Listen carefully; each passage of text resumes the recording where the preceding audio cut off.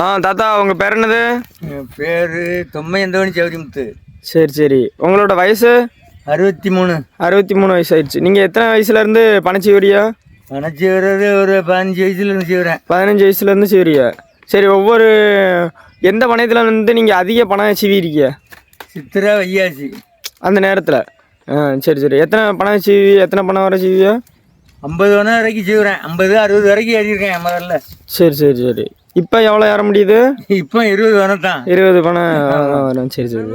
இப்போ 20 பணம் செய்யணும். நம்ம நல்ல பணத்து நேரத்தில் எவ்வளோ பயணிப்படும்?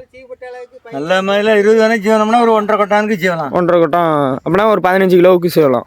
அந்த அளவுக்கு செய்யலாம். சரி சரி சரி. இப்போ நீங்கள் ஏறினது வந்து பருவப்பனை.